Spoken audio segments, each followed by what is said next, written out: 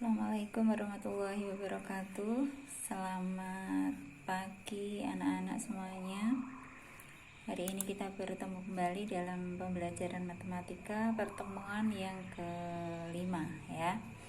Oke anak-anak, hari ini kita akan membahas bab baru. Bab kemarin sudah selesai. Bab baru kita adalah persamaan dan fungsi kuadrat. Persamaan berarti nanti kita akan menemukan tanda sama dengan karena persamaan ya.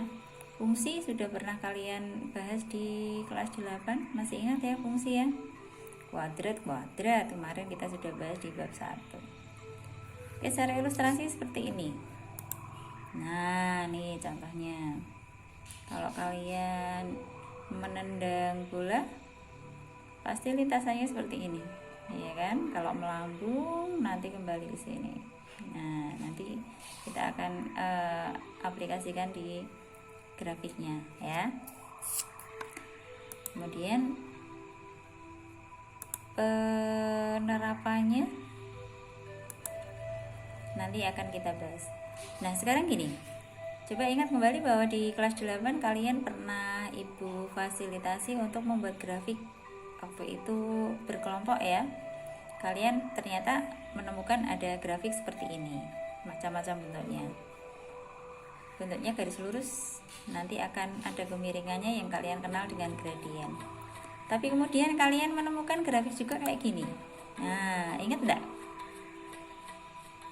Ya, ada yang menghadap ke atas, ada yang menghadap ke bawah.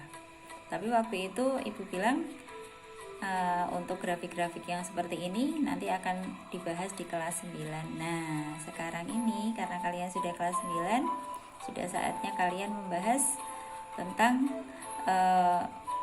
grafik yang bentuknya seperti ini. Ya, nah ini nanti merupakan grafik fungsi kuadrat. Oke, sekarang kita bahas dulu dari yang paling sederhana dulu. Sekarang penerapannya dulu. Misalnya gini.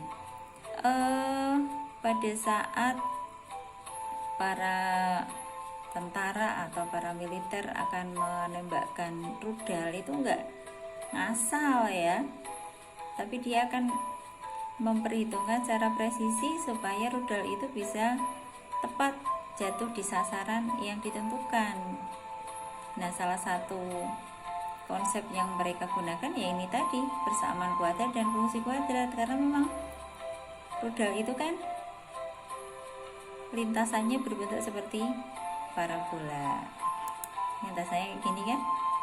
Nah, jadi nggak ngasal. Kalau ngasal nanti meledaknya di rumah kamu gimana? Ya.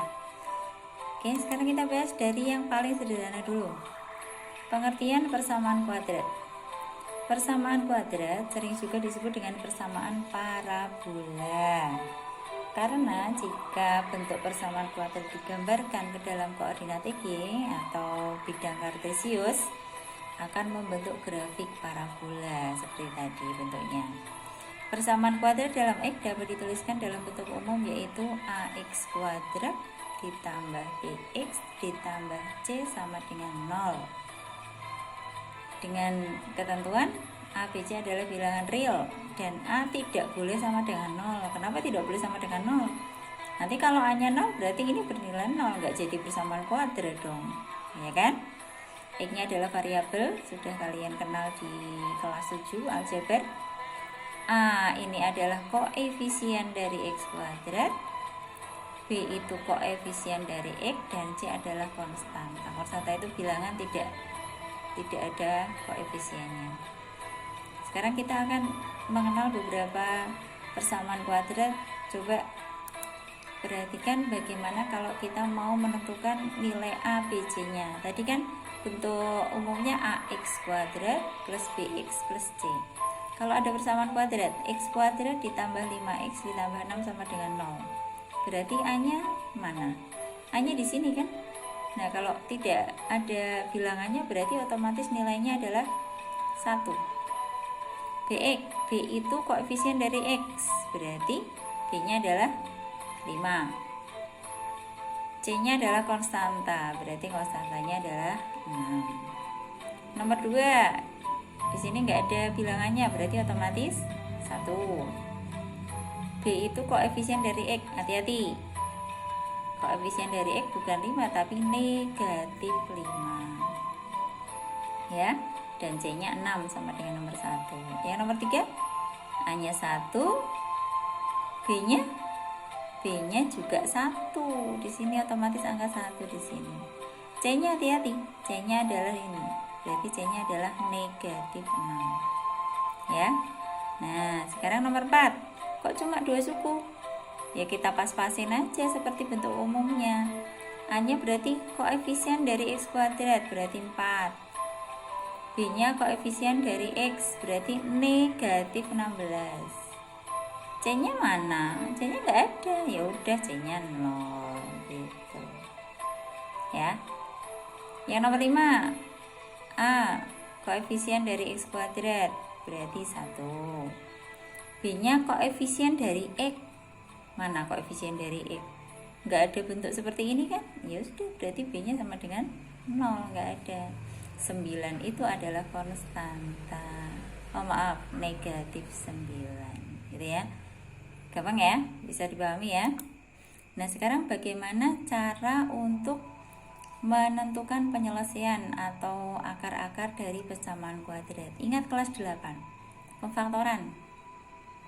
Kalau ada persamaan kuadrat bentuknya X kuadrat ditambah 5X ditambah 6 sama dengan 0, maka caranya adalah kamu buat rumah dulu kayak gini toh. Nah, terus cari dua bilangan jika ditambah, kamu lihat bilangan-bilangan ini. Nah, jika ditambah hasilnya 5, jika dikali hasilnya 6. Kata kuncinya di sini 6. 6 itu kan kemungkinannya bisa 1 kali 6, bisa 2 kali 3 kan? Nah, sekarang kalau 1 kali 6, 1 tambah 6, 7. Padahal harusnya 5. Oh enggak, bukan. Berarti 2, 3. 2 tambah 3, 5. Oh iya pas. Berarti kita menemukan bahwa dua bilangan yang kalau ditambah hasilnya 5 dikali hasilnya 6 adalah 2 dan 3. Artinya positif 2 dan positif 3. Terus masukkan ke sana. Nah, masukkan ke sini. Positif 2 atau tambah 2 dan positif 3 atau tambah 3. Sehingga pemfaktorannya menjadi X ditambah 2, X ditambah 3 sama dengan 0. Sehingga ini semuanya bernilai 0. X ditambah 2 sama dengan 0, atau X ditambah 3 sama dengan 0. Sehingga X yang pertama atau X1 hasilnya negatif 2. Berapa ditambah 2 sama dengan 0? Negatif 2 kan? Yang sebelah sini berapa ditambah 3 sama dengan 0? Negatif 3. Nah, jadi ketemu bahwa akar-akar dari persamaan kuadrat X kuadrat ditambah 5X ditambah 6 sama dengan 0 adalah negatif 2 dan negatif 3. Nanti bilangan-bilangan ini akan kita gunakan untuk membuat grafik pada saatnya nanti. Ya, ini namanya akar-akar atau penyelesaian dari persamaan kuadrat ini. Ya, lanjut. Bagaimana kalau bentuknya seperti ini? Sekarang sininya ganti min. X kuadrat dikurangi 5X ditambah 6 sama dengan 0. Biasa buat rumah. Nah, sekarang berarti perhatikan angka-angka ini. Nah, berarti cari dua bilangan jika ditambah hasilnya negatif 5, jika dikali hasilnya 6. Tadi 6, kemungkinannya kan 1, 6, 2, 3. Kalau 1, 6 nggak mungkin. 2, 3, 2 tambah 3, 5 positif. Biar negatif, maka dua-duanya menjadi negatif. Negatif 2 ditambah negatif 3, negatif 5 kan? Negatif 2 dikali negatif 3, 6 kan? Positif kan? Karena negatif kali negatif, berarti angka yang kita ketemukan adalah negatif 2 dan negatif 3. Masukkan ke rumah yang tadi kita bikin. Iya, sehingga pemfaktorannya menjadi seperti ini. Maka biar ini sama dengan 0, bisa ini bernilai 0 atau ini bernilai 0. Sehingga X dikurangi 2 sama dengan 0 atau X dikurangi 3 sama dengan 0. Sehingga berapa kurangi 2 sama dengan 0? 2 kan? 2 kurangi 2, 0. Berapa kurangi 3 sama dengan 0? 3. Jadi akar-akar atau penyelesaian dari persamaan kuadrat ini adalah 2 dan 3. Oke, sampai situ dulu ya. Dari penjelasan Ibu semoga bisa diterima, dipahami dengan baik. Nanti akan Ibu kirim link untuk latihannya dulu sebelum evaluasi, supaya nanti evaluasinya bisa mantap ya, bisa nilainya bagus-bagus semua biasa. Kalau ada pertanyaan bisa nanti kalian tanyakan di grup atau secara wabri. Pokoknya tanyain sampai kamu benar-benar paham ya, gak usah malu, biasanya juga malu-maluin. Oke, terima kasih ya, Ibu akhiri. Assalamualaikum warahmatullahi wabarakatuh.